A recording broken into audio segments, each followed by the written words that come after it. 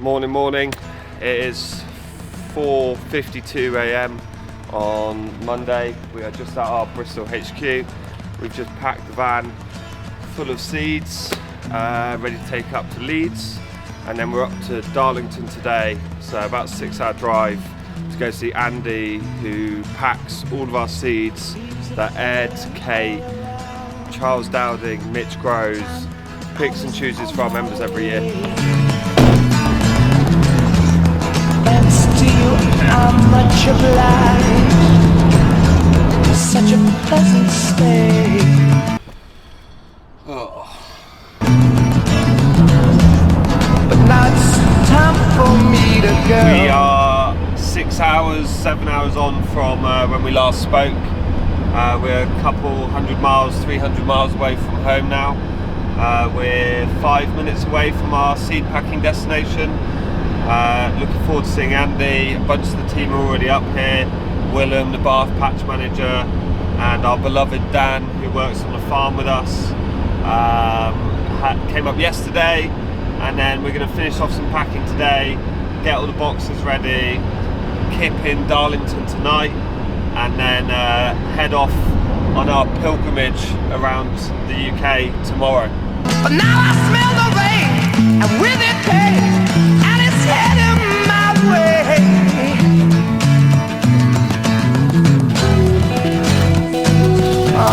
Sometimes I grow so tired, but I know I've got one thing I got to do.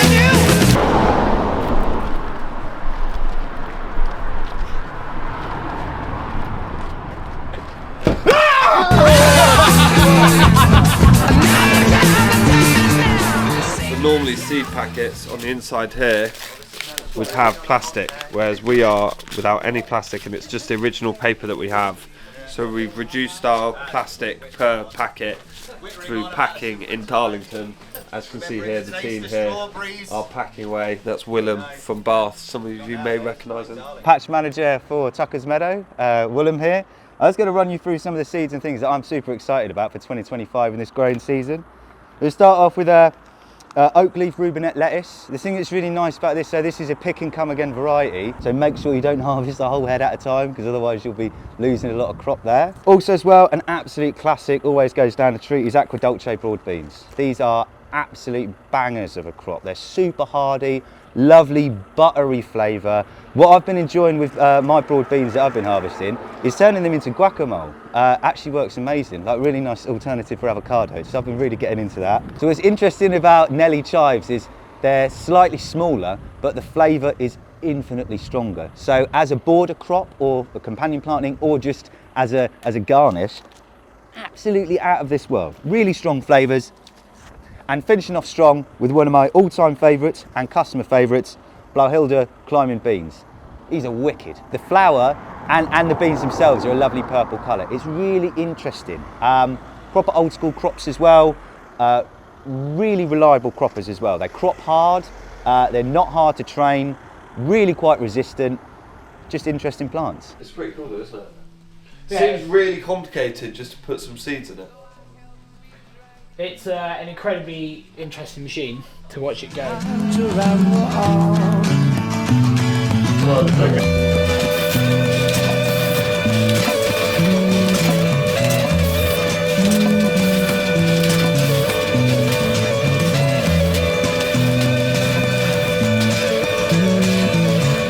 the bottom of that hopper at the moment is a doser, which is this dip essentially, and the doser allows us to, this spins and then collects the seeds and then drops them through it at the right time. So we basically have to change the size of the doser depending on the size of the seeds. So this is really easy to use a doser for this seed where it's perfectly round.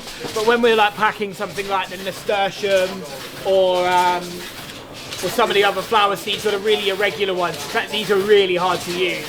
And so we're always having to sort of over-egg the amount of seeds that go into the packets, basically. But it's a really cool machine, and it means that we can pack the packets really fast. Like in our first year, we did all of this by hand.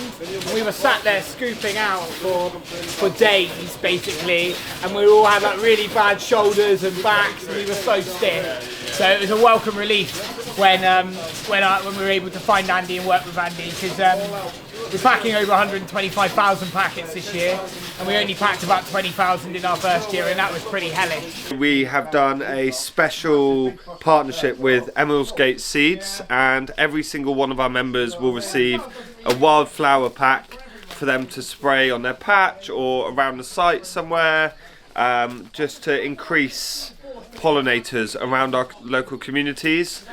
We thought this would be a great partnership to see across the country, and we're really excited to see all the flowers bloom this summer. It's day 2 here in the packing station. We've all been here since 6 a.m. We've got about 600 or so envelopes left to do. We managed to do a little over 1,600 yesterday, which was a pretty momentous day, and all complete sanity was lost by the end.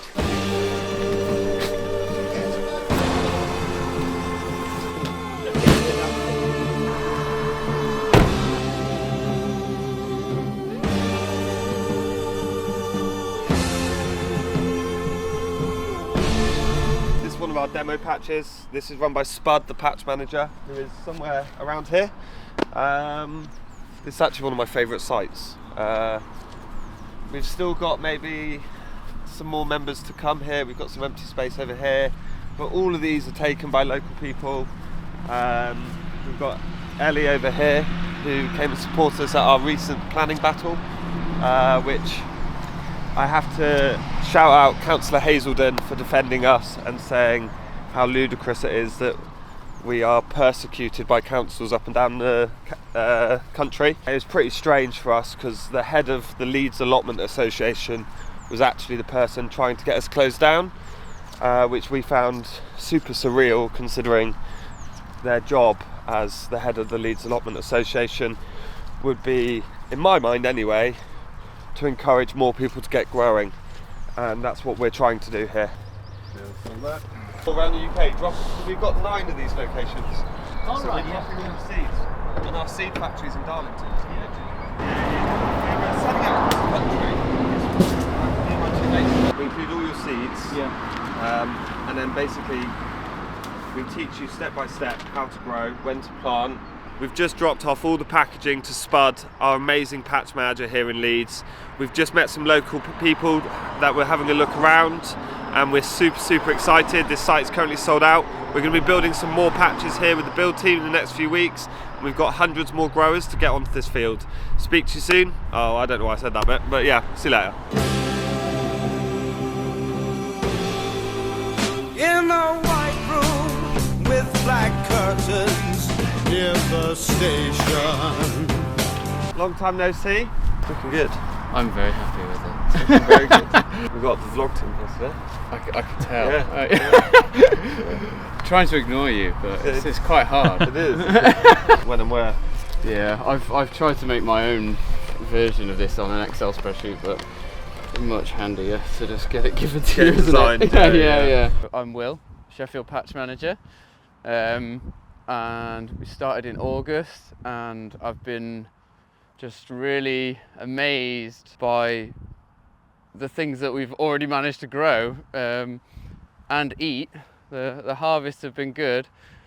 This is my little patch that I'm quite proud of, and I'm using it to try and demonstrate as many different styles of gardening as I can fit in a 36 square metre plot. So this is my little market garden thing with lots of like straight lines and rows and labels and things like that. This section just had a cover crop on it to die, so that is, I'm just basically feeding the soil and waiting while I design something a bit fancier. It's probably going to be a permaculture inspired herb spiral or medicine wheel as well, or something like that. So using perennial and perennial herbs and vegetables, and then using vertical space as well, with a focus on making it look nice. And then at the end, I wasn't really sure what to do. I thought about doing like a wildlife focus section, But then my kids got hold of it, and they just wanted to plant stuff randomly. So my kids did sort of chaos gardening, as as we call it, planting things all over the place. And then I managed to convince them to let me sow wheat. So I want to grow my kids a loaf of bread. Last week was a big event. We had our orchard tree planting, which was awesome. Actually, we had a really good turnout. You know, people of all ages, families, kids, and yeah, we managed to get all 30 fruit trees in by the end of the afternoon. I designed it in a sort of in two circles, one inside the other, to create what I think will be used as a meeting spot or a place to hang out down at the bottom of the field, so people can go grab their apples, go for a wander, watch dragonflies by the pond, and maybe we'll have some I don't know, dancing down there. I'm really keen for some dancing down there. We've been waiting for this for years. Council, we've asked, no land available, we ask them every year, just a little plot. When this come up, we couldn't wait to get on it. Black roof country, no gold pavement, tired starlings, silver horses ran down moonbeams in your dark eyes. We've just arrived here in Nottingham at Ruddington Fields, where we have 300 members now growing their own food in a no-dig way. It's pretty cool. We've had a few issues. This is the first time we've ever had a site which has had some waterlogging issues. It's due to them being about 20 metres of clay below here.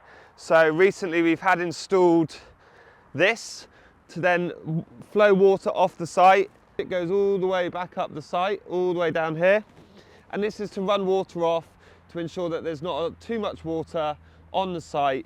Obviously some water is always good, but having too much can ruin your veg, and we definitely don't want that for our lovely members. We've just dropped all the seeds off. The members will be getting them this Saturday, and excited to see what they grow throughout the summer. Dawnlight smile on you, leaving my contentment.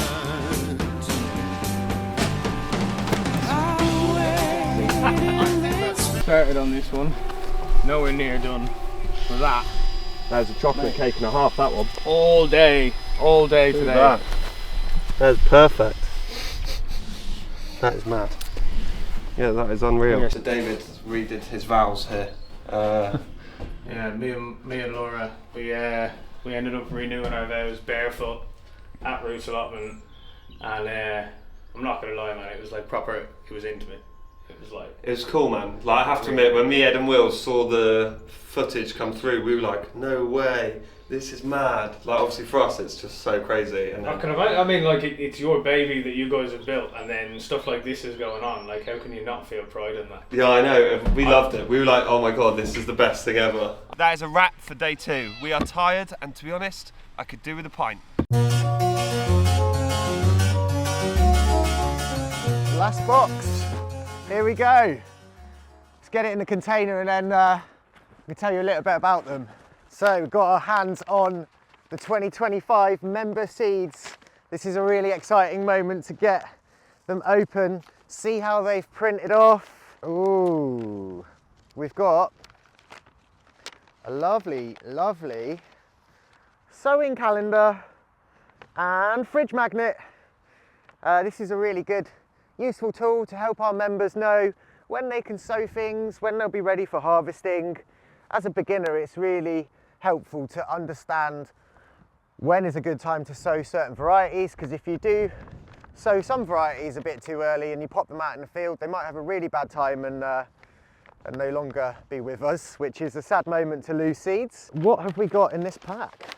So, Kelvedon Wonder. This is a fantastic climbing pea that you can harvest for the pods. If you don't want them for pods, I think you can eat them as mange too. Then we always supply our members with a cover crop. This is green mustard. This is something that we recommend people use at the start of autumn. So once you've done a majority of your harvesting, you've got all your edibles, chuck this green mustard down It will suppress the weeds for the end of the season, and then the frost should kill it off over winter, and then you just gently hoe it into the ground, and the organic matter will feed the soil, feed the microbes, create a better growing condition for you for the season to come. Nero di Toscana, this is a great variety of kale, part of the Brassica family.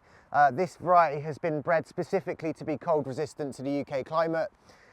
So yeah, I'm really looking forward to sowing this one. It's going to give me harvests throughout the year going into winter. So sowing seeds now, sowing seeds in a couple months time, and then you'll have a staggered approach to getting a lovely leafy green all year round. Nasturtium, an absolute donny of flowers. This can be really good cover crop, companion plant. It attracts black fly. Also, the flowers are super tasty. The leaves are gorgeous. You can have them in pesto, mixed salads, anything you like. Nasturtium is a winner. You probably only need to sow this once on your patch because it will self-seed everywhere. And then year after year, you'll just be able to pick out the little seedlings that you don't want and leave a few of the plants in that you do. But yeah, really, really good variety of flower there. Zinnia, this is the first year we've given out zinnia. It's a really gorgeous looking flower. This is a dwarf variety, so it will grow about that high. Some varieties of zinnia can grow double that height. So yeah, great one for the pollinators, and it just looks beautiful in cut flower displays. It's really nice to bring some colour from the patch into your home. Chard, classic. Probably only need about 2 chard plants per starter patch. Once you get your chard going, it will last all year. Last year, people say that you're meant to sort of cut your chard back, replant it, but yeah, last year I didn't bother doing that, and I just kept on cutting off the flower heads, encouraging the leafy green growth. So this year, after having 2 years of chard plant, I probably will re-sow and have a new chard in my patch. But this one's a lovely rhubarb variety, rhubarb because of the colour, and it's just, yeah, really gorgeous. Quick, easy recipe for chard. Just fry it in a frying pan, chuck some dill, capers, a little bit of lemon juice on top, and oh, it's gorgeous. Climbing beans. So yeah, these ones you want to put in the ground on the 1st of June, direct sow them. These are a lovely purple variety, and you'll need to create a structure like this for them to climb up. And then once you've got these going, you'll be able to have climbing beans pretty much all year round till the end of October. Fantastic crop to sow. Next up, we've got dwarf beans. So yeah, you could probably start sowing these about mid-May. The difference between a dwarf bean and a climbing bean is that these are climbers, so they need to put a lot of energy into developing the vine.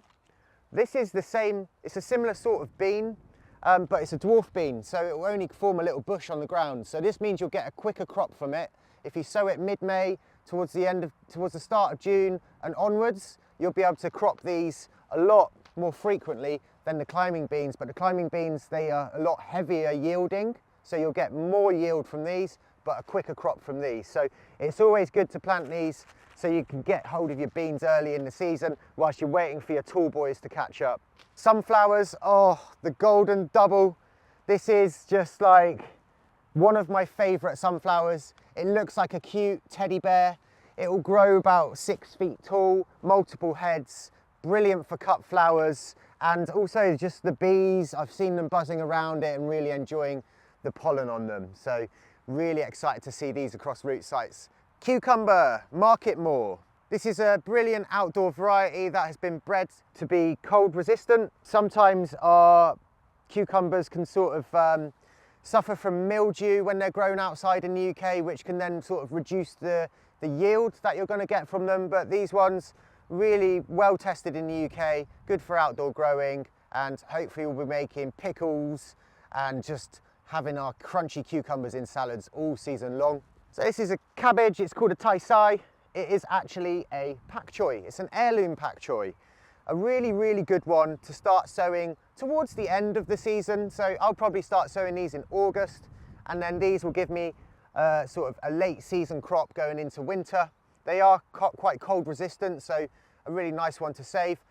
For the end of the season, if you do sow them at the start of the season and we get a burst of hot weather, then they might bolt and go to seed. That's the only risk with doing your pak choys early on. A wildflower mix. So we partnered up with Emmersgate. These guys, they grow incredible native wildflower mixes really close to our Bath location. So we've included enough for our members if they want to cover 3 to 5 square meters of their patch in wildflower and hand that over to nature and the pollinators, they can do that. If they want to go scatter it in our sort of meadow areas, they can also do that too. So really nice partnership that we've got with these guys, and I think the packet just looks absolutely gorgeous. Cress, land cress. So as your growing journey continues, you'll learn that sowing 5 lettuces is just quite an overwhelming experience, and you might get a bit bored of them quite quickly. So what I've been doing over the last couple of years is sowing a different variety of tasting salads. So when you create a mixed salad, it keeps you interested week after week. You include pea shoots, nasturtiums, lettuce, landcress, rocket. All of that sort of stuff will mean that you don't get bored, and you're getting a variety of vegetables in your microbiome, which is really, really essential. So landcress is a great one to sow from August. It's really hardy, it will survive the winter. I've got some in my patch in Bath still. Lettuce, oak leaf, ribonette. So variety with salads. This one and other varieties of salad will just keep you interested across the growing season. You could probably sow your lettuce 2 or 3 times across the season to give yourself a continual harvest going all the way into winter. Broad beans, super aquadolce. So these are a really great variety. They're really versatile. You can sow them in November, or you can sow them at the start of spring. And then these will give you a beautiful harvest. We've had loads of feedback from our members going like, I didn't like broad beans before, but now that I've grown them myself and tasted the sweet creaminess of a fresh broad bean, they don't taste bitter like the supermarket. So if you don't like broad beans, definitely give them a go, because you might like the taste of your own. And usually we're finding that a lot of the stuff that you grow does taste way better than the supermarket. Beetroot, this is a variety called Bolivar. This is the first year that I'm growing it, really excited to grow it. Beetroot comes in so many different varieties, and yeah, multi-sowing technique. You can have 4 seeds in 1 hole. They'll grow as a lovely little clump, and you'll be able to harvest them, pickle them, roast them, turn them in beetroot hummus. It's such a versatile, amazing vegetable, and the sort of medicinal benefits that we're starting to understand coming from beetroot, they're sort of unfathomable. In America, there are people who are coming off blood thinners just from drinking beetroot juice on a daily basis. So food is medicine, don't forget that. Corn salad.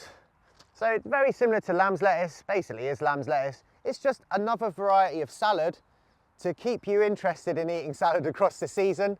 It's a really good way to get your nutrients on board. Last year I grew about 100 quid's worth of mixed salad on my 36 square metre patch alone. So you can start to save money on your food bill. You can start to save also using single-use plastic. So every time you go to the supermarket, you buy a bag of salad a week, that comes in that plastic. It's really annoying to know that that's then going to be in the environment for over 400 plus years. So mixed salad, brilliant winner. Turnip snowball. This is a really great mini turnip, so it won't grow into a big turnip. These have multiple sowing dates across the year, so you can sow it like Feb to March or July to August. And I really like roasting these in the oven, squashing them down and putting a bit of gochujang and sesame oil on them, and then they taste really beautiful. But I'll also use them in my classic British stew. Snapdragons, really beautiful flower, quite hard to sow. So this is a bit of a tester. We like to chuck in a slightly difficult tester for our members to see if they can grow them every year. So Snapdragon probably is that for me. The seeds are super, super, super tiny, and they take a while to germinate. So let's see if we get some this year. It'd be lovely if we do, because they are just a beautiful flower to look at. Parsnip, absolute classic. Who can go wrong with a parsnip? You sow them now, harvest them towards the end of autumn. I think the latest you can sow them is like just before the start of June, and then yeah, you'll harvest them throughout the winter. But just be careful when you do come to clear them the year after. Last year I cleared them with a t-shirt on, spent the whole day in the sun, and I actually got like parsnip blisters, and they were a bit like 3rd degree burns. So just watch out for them. They're super tasty. After a frost they release loads of sugars, which is their antifreeze, which means that they are sweeter when you get them after a frost. So get your parsnips in the ground. Radish, cherry bell variety. Radish, quick crop, super versatile. Multi-sow it, and you should have a harvest like within 40 days. If you're a beginner, go for radish. It's really easy to do, and it will make you feel proud of yourself for tasting your own produce, and it will help push you along on your growing journey and keep you enthused about the whole process. Onions, Red Baron. So this is a bulb onion that we're giving to our members this year. Any coloured vegetable, it's got different phytochemicals in it. It's going to be really good for you.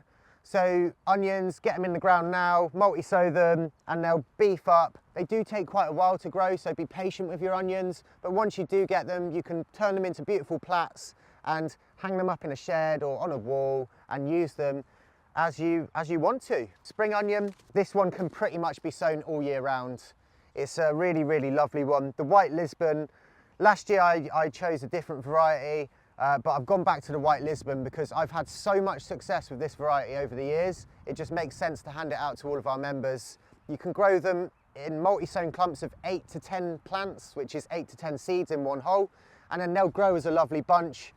If you don't want to sow them again, you can cut them at the white and then take the greenery, leave the white in, and then it will regrow the greenery for you to come back to in a couple of weeks' time to take again. So spring onion, really great crop. Chives. Once you get chives established, they are basically a perennial herb. So you can continuously harvest the greens, let some of the flowers pop up, because like putting the flowers in a salad, again, adding to that variety, adding to the flavour palette. The flowers taste like these gorgeous garlicky, oniony things, and yeah, they just make your salads pop. And they're also quite a nice treat if you're down the patch and fancy a nibble. Last but not least, a very respected variety of carrot. This is called Autumn King. So it's got a very long sowing window. You can sow it from March all the way to August. And then these are quite cold resistant, so you should be able to keep them in the ground over winter. Wow, what a lot of seeds. Really excited to get all of these out to our members this year with the additional information of the sowing timeline. So I hope everyone has just the most beautiful season, growing food, enjoying community, enjoying the spaces that we're creating and working together to deliver our biodiversity enhancing projects. It's been a long process over the last 6 months, from choosing the varieties, designing the seed packets, making sure the information on the seed packets is correct, getting them to the printers, then getting them to our seed packers, then creating the envelopes for our members to take, and finally delivering them to our allotment sites before this season of growth. Thanks for watching. Check out some more of our videos. We've got so many interesting things going on at all of our Roots locations up and down the country. Join along for the journey.